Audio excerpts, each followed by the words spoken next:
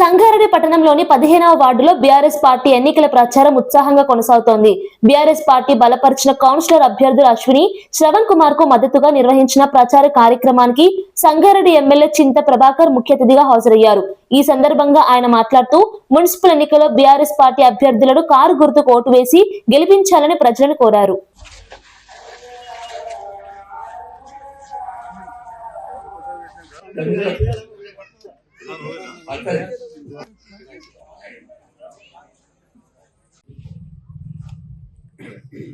గెలవబోయేటటువంటి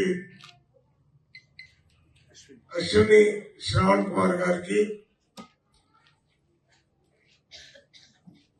ఇక్కడ పాల్గొన్న మా మిత్రులకి, మీడియా మిత్రులకి, చంద్రమౌళి బాబు గారికి అందరికీ హృదయపూర్వకమైన నమస్కారాలు. మొట్టమొదట ఈ రాజంపేట నుంచి నాకు మంచి మెజార్టీని ఇచ్చి సార్వత్రిక ఎన్నికల్లో గెలిపించిన మీ అందరికీ మరోసారి శిరస్సు వంచి నమస్కారాలు తెలియజేస్తున్నా. గతంలో తెలంగాణ సాధించినటువంటి తెలంగాణ తొలి ముఖ్యమంత్రి కేసీఆర్ గారు తన ప్రాణాన్ని సైతం లెక్క చేయకుండా తెలంగాణ సాధించి పెట్టినటువంటి చరిత్ర ఒక కేసీఆర్ కే దక్కుతుంది.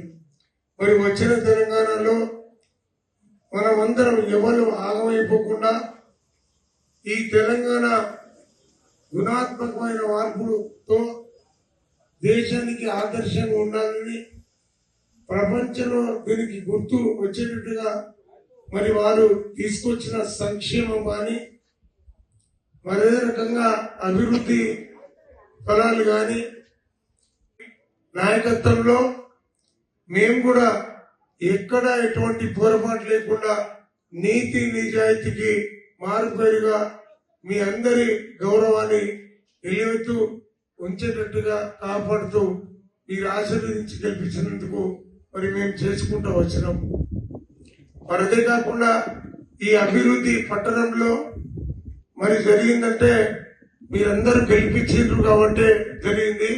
పట్టణంలో దాదాపు 900 కోట్ల రూపాయల అభివృద్ధి మరి జరిగింది. ఈరోజు భగీరథ మిషన్ భగీరథ కానీ, మన మెడికల్ కాలేజ్ కానీ, రోడ్ల అభివృద్ధి కానీ అన్ని రకాల అభివృద్ధి చేసుకున్నాం. చేయాల్సిందిగా మీ ముందర సౌన్యంగా మనవి చేస్తా ఉన్నాం. 11వ తారీఖు నాడు పొద్దున ఉదయం 5 గంటల నుంచి సాయంత్రం 5 గంటల వరకు జరిగే పోలింగ్ లో మరి మీరు భారీగా ఫస్ట్ అవర్ లోనే మరి వచ్చి ఓటేస్తే వారికి మీరు ఆశీర్వదించి ఓటేసినట్టు కాబట్టి మీరు దయతో మరి ఇప్పటిదాకా చూపించినటువంటి ప్రేమకి మరి మేము ఖచ్చితంగా మీ అన్ని రకాల హామీలన్నీ నెరవేర్చేందుకు కూడా మరి నాకు మరింత బలం చేకూర్చినట్టు అవుతుందని మనవి చేస్తూ మీ అందరి దగ్గర సెలవు తీసుకుంటూ మరొకసారి కారు గుర్తుకే కేసీఆర్ గారి నాయకత్వం, కేసీఆర్ గారి నాయకత్వం,